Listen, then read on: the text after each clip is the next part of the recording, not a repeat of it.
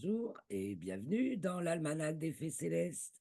Donc, je suis Claire Henrion, animatrice astronomie et astrologue. Pour vous servir, j'œuvre à bâtir le pont entre ces deux disciplines qui sont les deux faces de la médaille de la mère des sciences.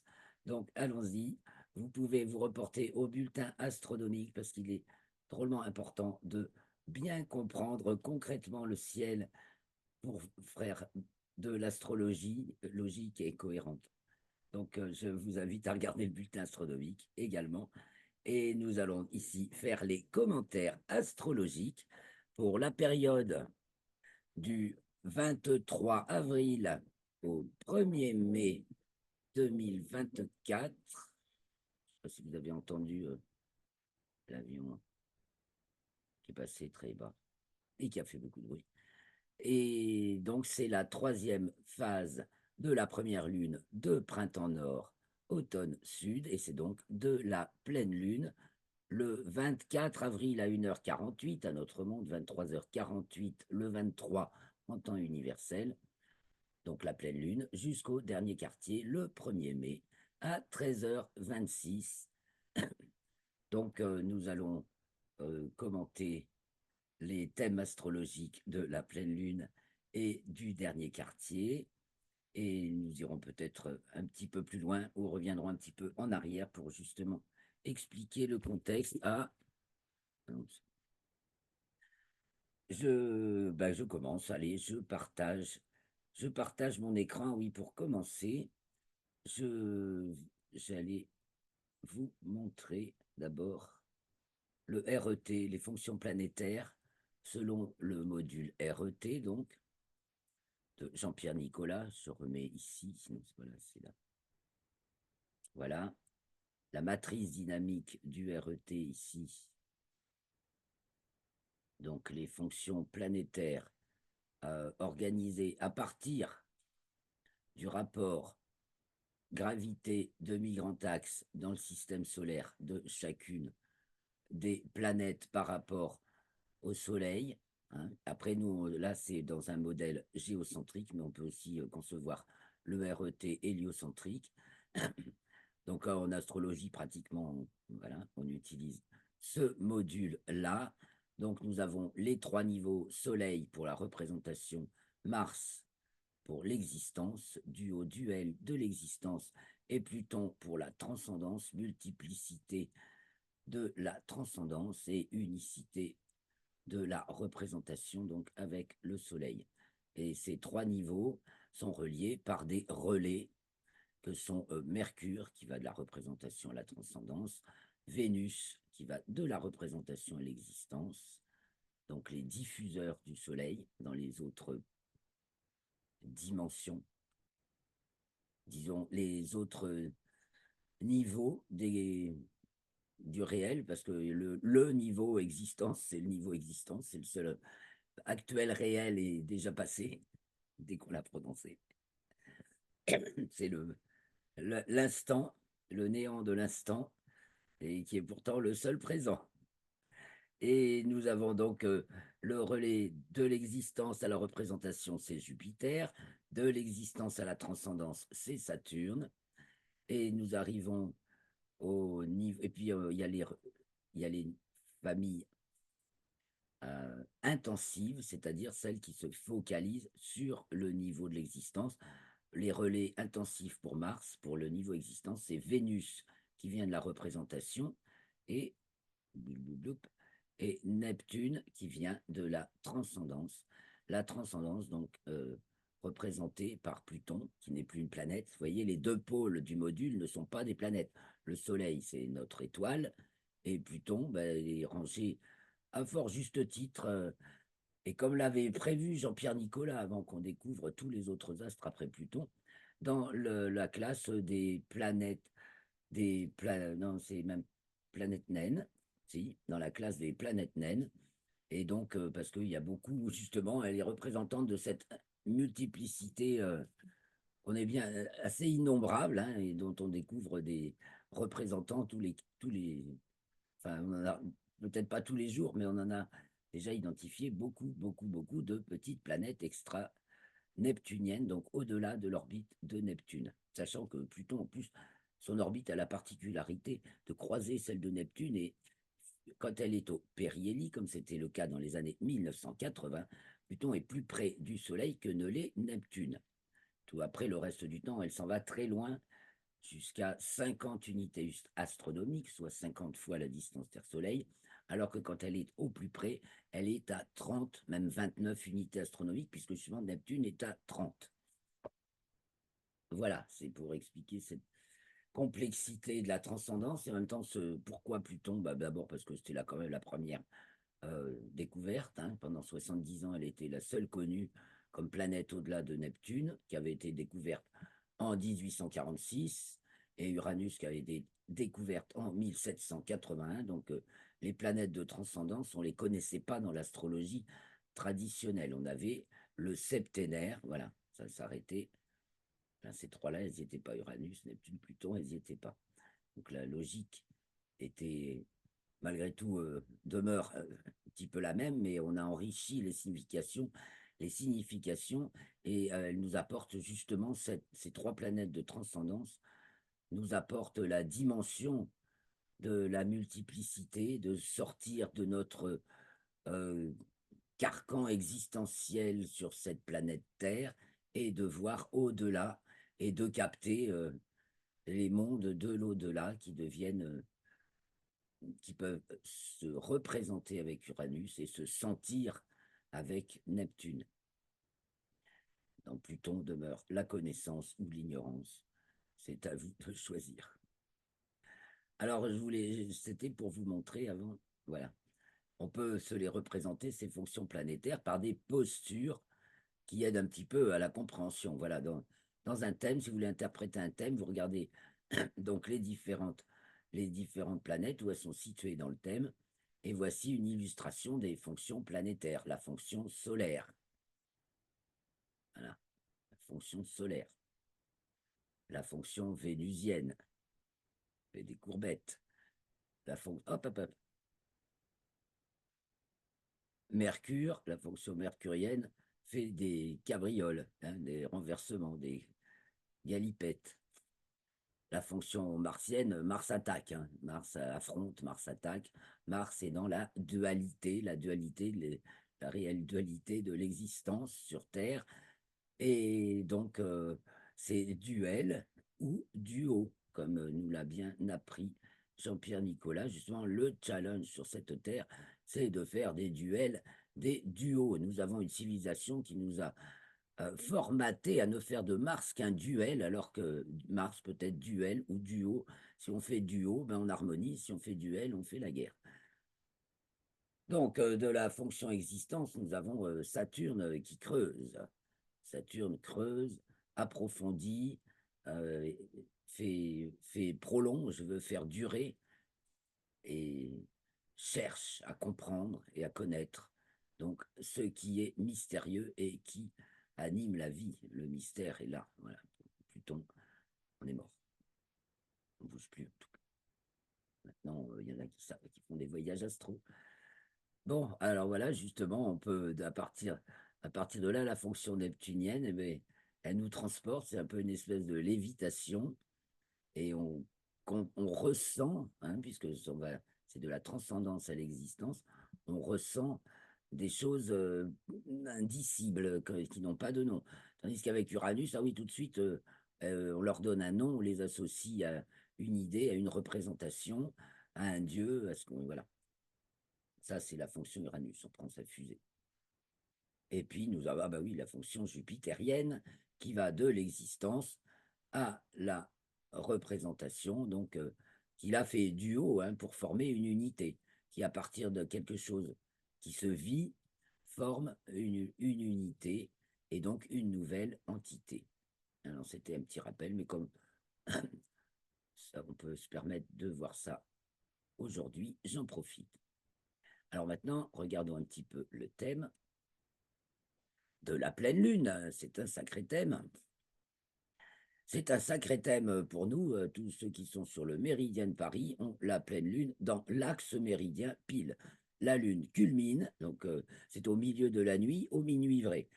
Donc la Lune culmine et le Soleil est au fond du ciel, tout au fond du ciel. Donc déjà, rien que ça donne beaucoup d'importance. Et vous voyez, il n'y a que la Lune dans le ciel, hein, tout le reste est dessous. Et les planètes sont très regroupées en trois signes, Poisson, Bélier, Taureau, tout le monde est casé dans ces trois signes à peine 90 degrés. Donc c'est ce qu'on appelle quand même un regroupement planétaire, hein, très important en ce moment. Alors, avec essentiellement la conjonction Jupiter-Uranus qui vient de se produire le 21 avril en géocentrique. On peut la regarder en héliocentrique, elle s'est produite déjà le 12 mars, donc c'est déjà acté dans les annales, c'est déjà acté dans le mental collectif, c'est le, oui, on peut appeler ça le mental collectif, c'est, en tout cas, ce sont, et dans les, c'est là où se forment les égrégores, les formes de pensée collective, les représentations qu'on se fait, voilà. Je crois qu'on a déjà tous acté que on avait tourné une page civilisationnelle, que l'on s'embarquait dans une histoire assez terrible de pouvoir, hein. C'est une affaire de pouvoir absolu. Alors, qui prend le pouvoir, hein?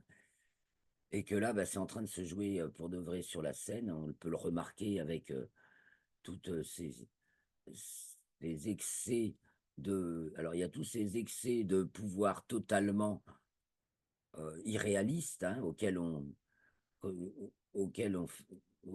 est, qu'on nous présente, hein, que ce soit de la part de notre gouvernement, du gouvernement des États-Unis, enfin, les pro-guerres sont complètement hystériques et déchaînés. Parce que qu'est-ce qu'il y a derrière, si ce n'est les lobbies de l'industrie de l'armement, hein, et l'industrie chimique et l'industrie, les, tout ce qui est pétrochimie, minier, voilà, hein, il y a un problème, on veut tout miner pour prendre un pouvoir absolu, mais bon, c'est, voilà. Avec Uranus, on met de l'illusion dans la construction, mais avec Jupiter, on met de la construction dans l'illusion, hein. Et donc, c'est en taureau, ça touche ce qu'il y a de plus vital. Voilà. Alors, il y a une volonté de prendre le pouvoir sur la vie, mais alors, soit justement, c'est le challenge pour nous, individus, c'est justement de prendre le pouvoir sur notre vie. Nous sommes les maîtres et guides de notre vie. Écoutons, écoutons ce qui nous vient de l'intérieur, ou écoutons, sachons observer ce qui se passe autour de nous pour que ça nous enseigne, voilà ce qu'on appelle les coïncidences. Alors on voit que dans le thème de la pleine lune, eh bien, ça fait un petit sextile à Mars.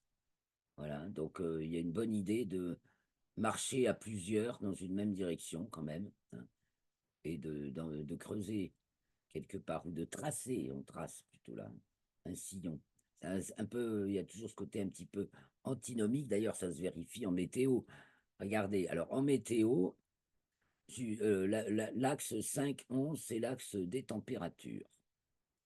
Jupiter-Uranus, normalement ça fait monter, hein, comme vous avez vu sur le diagramme RET. Là, ça fait carrément baisser les températures de manière spectaculaire. Enfin, peut-être qu'ailleurs, ce n'est pas le cas.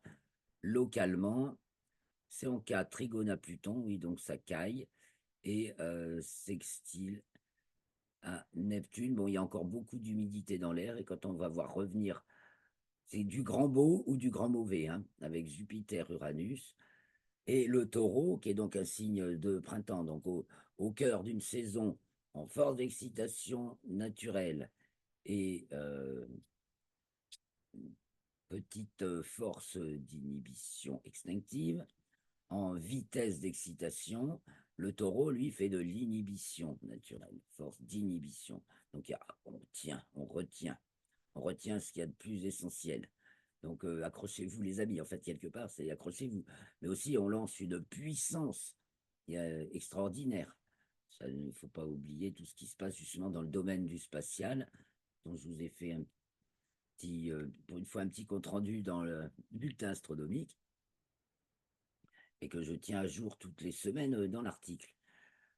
Tous les lancements de fusées, tous les pays qui s'associent en deux ou trois blocs pour se lancer dans l'exploration spatiale. Voilà, il y a tout ça. Donc, c'est une grande puissance. Mais justement, cette grande puissance s'accorde avec de l'existence ordinaire, des gens ordinaires qui savent se décrasser, parce que nous avons donc dans le signe des poissons le, le grand décrassage, la grande donc, force d'inhibition extinctive, donc extinction des signaux majeurs, petite vitesse d'excitation, petite excitation naturelle aussi quand même. Ça, c'est comme ça grouille sous une couche de glace qui est de plus en plus fine.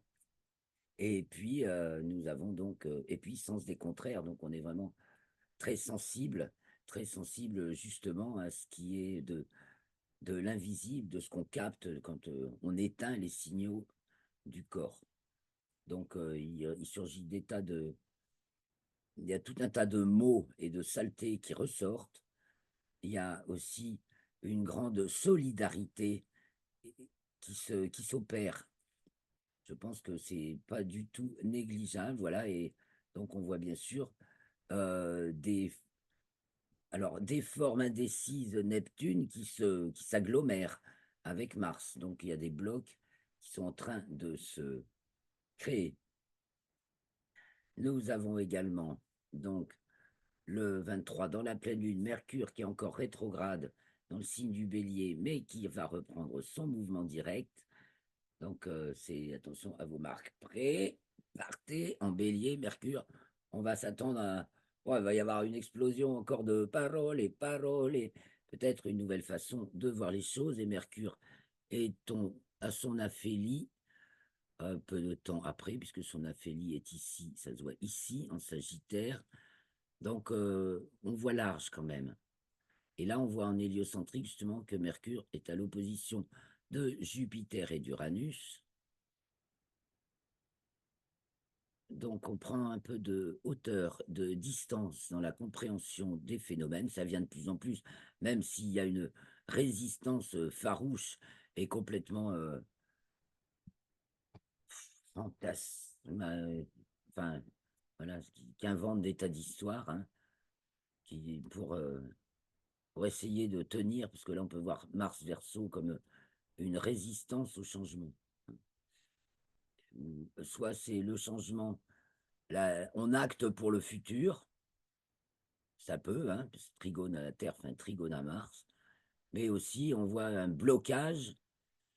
Voilà, alors le blocage peut venir justement de Mercure opposé Jupiter-Uranus, puisque Mercure va entrer dans le signe du Sagittaire. En 3 4 jours, elle est à son aphélie, mais là, comme elle est encore en Scorpion, elle est opposée à Jupiter-Uranus. Intéressant. Donc le blocage va sauter.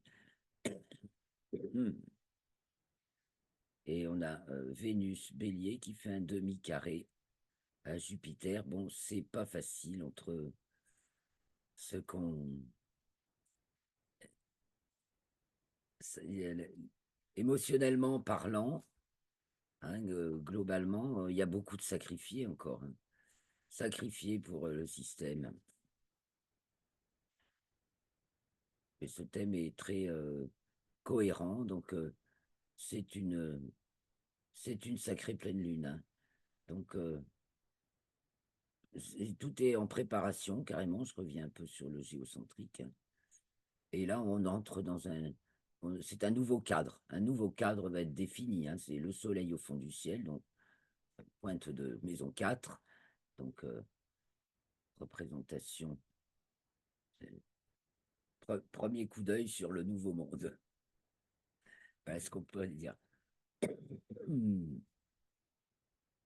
Donc, prenons de nouvelles directions et donnons-nous la main avec le sextile Mars. Parce que la situation est assez désagréable. Comme ça.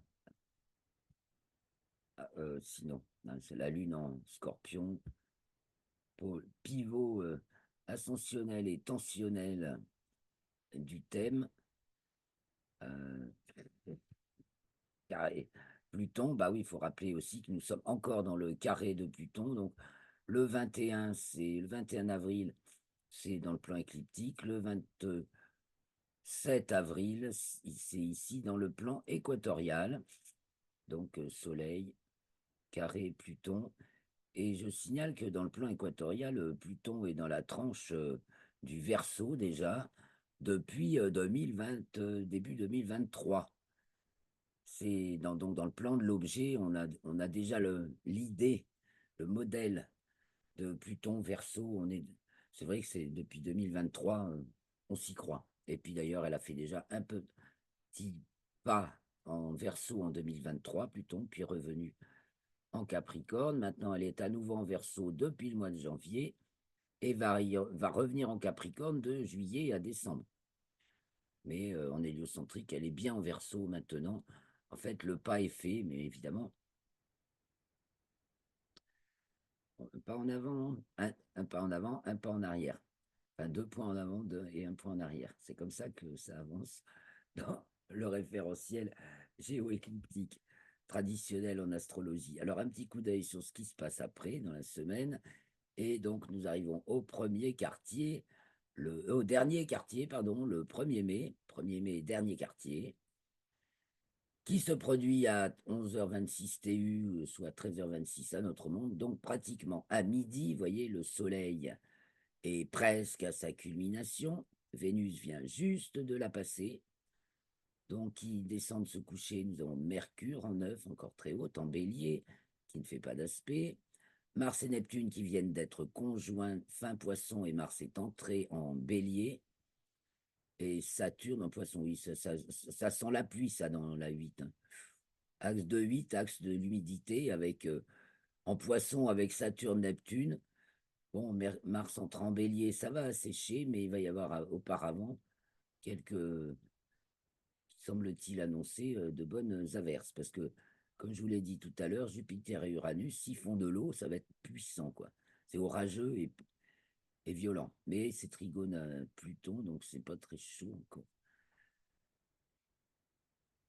Température. Bien. Donc, ce dernier quartier, la Terre est en Scorpion, Mercure est à l'aphélie, au plus loin du Soleil, donc en Sagittaire, trigone Vénus, donc ça va mieux que tout à l'heure, Vénus, avec son petit trigone à Mercure, elle est un peu plus détendue, et même beaucoup plus relaxe, sinon Vénus Bélier, bah, c'est tout feu, tout flamme, mince, j'ai changé.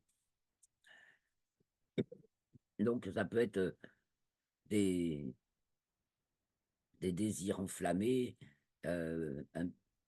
irrésistibles, intempestifs, urgents, et quand c'est tensionnel, quoi. Hein. Là, elle est demi-carré Mars, quand même.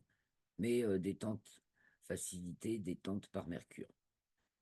Uranus et Jupiter sont toujours harmoniques avec Pluton et Neptune. On voit ça, cette figure harmonique, la Neptune, sextile Pluton, sextile Uranus et Jupiter. Jupiter va s'éloigner assez vite et elle va rentrer dans le signe des Gémeaux dans pas longtemps. Mais cette figure harmonique-là nous a tenus, ça fait des mois qu'elle tient, bien sûr, avec les planètes lentes qui n'avancent pas vite du tout sur le zodiaque.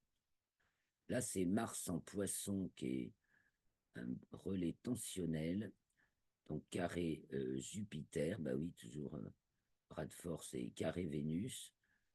Il faut maintenant, c'est exposé, quoi. Hein. Et c'est des moments euh, de rapport de force, hein, carré Jupiter. Ah oui, mais en plus, c'est Poisson, Taureau maintenant. Donc, ça peut aussi, justement, des possibilités plus de, de dialogue ou alors d'échappatoire. Hein. Ça peut être aussi Mars-Poisson, ben, c'est ni l'un ni l'autre, c'est la troisième voie. Les poissons, c'est le signe de la troisième voie. Il y a deux solutions, je prends la troisième. L'intérêt. Donc, ça peut être intelligent et adapté, hein, éventuellement.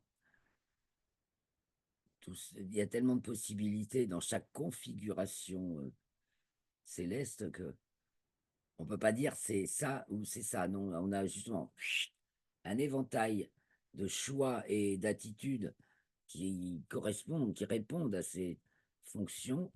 Et du coup, bah, ça nous aide juste un petit peu mieux à choisir.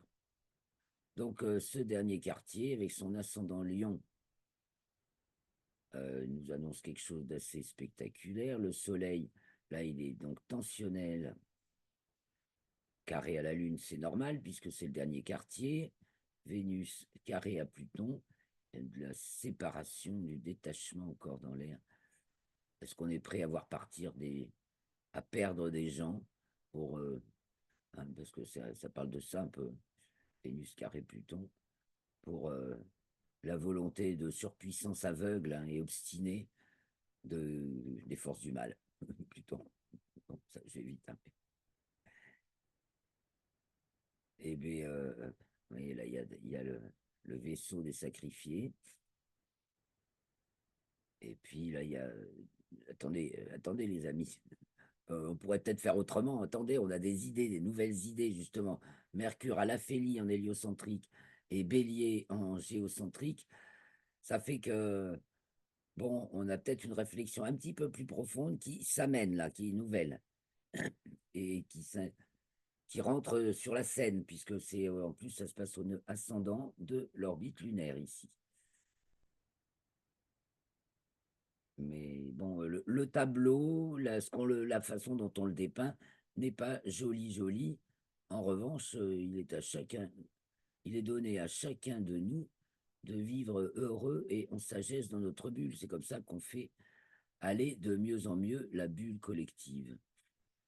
Il ne faut pas se laisser impressionner par les apparences et ces pouvoirs, ces pouvoirs qui sont forcément ceux qui tiennent le pouvoir, ceux qui s'acharnent comme des fanatiques, parce qu'il y a beaucoup de fanatisme là-dedans, hein, Jupiter, Uranus, Taureau, un fanatisme aveugle. Voilà, où sont les alternatives? Ici, on a, là, c'est la Lune Verseau tremblote un peu, hein. D'ailleurs, on se caille bien, hein, c'est bien ce que ça nous dit, parce que les températures vont se réchauffer, ça n'a pas l'air, hein, pas beaucoup, hein. Et on verra quand Mars va rentrer en bélier, donc le 30 avril, où elle vient juste d'y rentrer là. Voilà. Avec Christophe, nous avons fait, du coup, je vous fais une petite prospective météo. On a fait un petit topo, nos petites prévisions météo annuelles. Alors, pour la nouvelle lune du 8, ça n'a pas l'air topissime. On a Mercure Bélier, on a ascendant, mais on peut peut-être avoir un peu de chaleur nouvelle. Bon, malgré tout, on voit beaucoup de. Là, c'est pas du très beau temps, mais ouais, c'est plutôt peut-être un peu plus chaud, mais c'est plutôt moche. Alors, je pense pourtant qu'on va avoir un assez beau mois de mai. L'entrée du soleil en Gémeaux est marquée par Saturne au descendant. Un temps très variable, hein. Ça va s'ancrer dans. Alors, ça s'ancre dans une opposition Lune-Mars, donc beaucoup de contrastes. Voilà.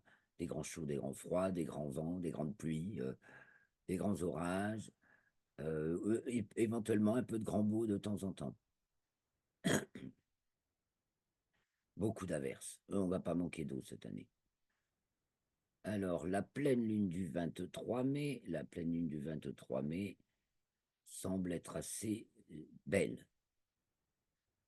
C'est plutôt du beau temps, semble-t-il, avec une belle conjonction Soleil, Vénus, Jupiter et Uranus. Mercure en taureau en 8 est assez sage. Neptune a une fonction anticyclonique, faible à elle toute seule, mais elle soutient le côté beau temps qui est ici. Et Pluton ben, peut faire tout beau ou tout moche. Donc apparemment, là, fait plutôt tout beau. Même s'il y a des petits, quand même, Saturne Poisson, et la pression n'est pas très haute. Mais il fait plutôt beau. On fait les pleines lunes et les nouvelles lunes, hein. La nouvelle lune du 6 juin semble, ben, c'est la même orientation à peu près. Neptune est au descendant, toujours. Et la nouvelle lune est conjointe à Vénus en Gémeaux, mais elle fait un carré à Saturne en Poisson, hein. Donc ça peut être moyen. Et Mercure et Jupiter sont conjoints en Gémeaux, ça peut être médiocre. C'est peut-être une signature. Ça peut être une signature assez médiocre, de temps assez médiocre. Mars en Bélier, Poisson en héliocentrique va être conjoint à Neptune. Donc il peut nous apporter de la flotte, mine de rien. L'entrée du Soleil en Cancer, donc le thème qui marque l'été, puis on va s'arrêter là. Le thème donc de l'entrée du Soleil en Cancer avec son ascendant Capricorne, mais il va pas être très chaud l'été, ce qu'on dirait à première vue comme ça. Le fond du ciel est entre Mars et Uranus en Taureau, ça tire vers le bas aussi plutôt pour les températures, hein. J'ai pas l'impression qu'on aura un été bien chaud. En revanche, ça va être super arrosé, ça il y a de voilà, je pense qu'on n'a pas de sécheresse à craindre et je pense qu'on n'aura pas très chaud. En Hélio, la Terre est carrée à Mars, c'est sévère, un carré sec à Mars qui est conjoint à Neptune, sur le point du point équinoxial, hein, puisque Neptune fin Poisson et Mars alors début Bélier, il y a du déchirement encore. Et au point de vue donc météo, ben, ça va pas être très très chaud. Faut profiter du soleil quand il est là. Alors heureusement, avec Vénus et Mercure, il y aura peut-être quand même quelques beaux moments, mais il faudra savoir en profiter. Ouais, surtout que milieu du ciel en Scorpion, Lune Sagittaire tensionnelle opposée Jupiter, mais j'espère qu'on en... A priori, là, on n'aura pas très chaud. On a repéré un ou deux pics de chaleur dans l'été qui pourront être excessifs, mais le reste du temps, on risque d'avoir plutôt froid. Voilà, alors je m'arrêterai là et pour pour aujourd'hui. Et si vous avez des questions particulières, n'hésitez pas à les inscrire dans les commentaires ou des remarques.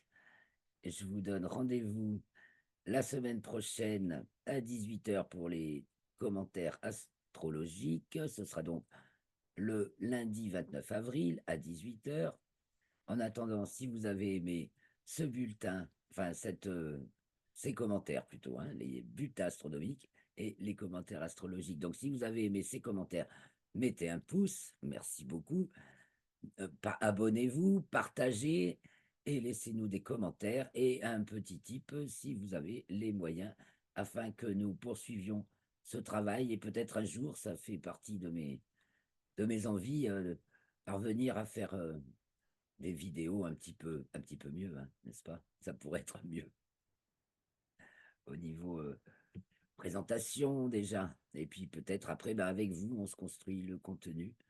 J'espère vous avoir apporté quelque chose d'intéressant. Je vous remercie du fond du cœur de votre attention. Je vous souhaite une bonne semaine. Haut les cœurs. Pensez toujours qu'il y a toujours la solution au problème est toujours en nous. Et l'astrologie nous aide à comprendre où ça se trouve, c'est qu'il faut travailler sur moi. Hein. Ne vous affolez pas de ce qui s'agite pour nous faire peur à l'extérieur, justement. C'est le jeu. C'est ça, c'est la pression qu'il nous faut. Ça, cette histoire de pression Jupiter-Uranus sur le taureau, c'est la pression, oui. La pression maximale. Eh bien, n'ayez pas peur. Confiance, développons une confiance à la hauteur de la peur. Et voilà, la peur s'évanouit. C'est ce qui est en train de se passer. Alors, je vous embrasse bien fort et je vous remercie. Et je vous dis à la semaine prochaine. Ciao, ciao les amis.